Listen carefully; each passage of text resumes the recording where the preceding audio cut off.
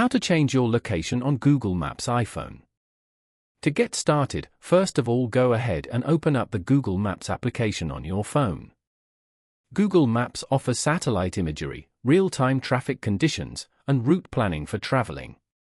Now, find and tap on your desired destination on the map. From the location card that appears at the bottom, tap on the Directions button. By default, the app will calculate a route from your current location. To change this, tap on the Your Location field at the top of the screen. From the options provided, select Choose on Map. You can now pan and zoom the map to adjust and select a new starting point.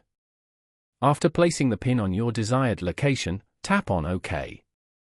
Google Maps will then recalculate and display the new route based on your selected starting point.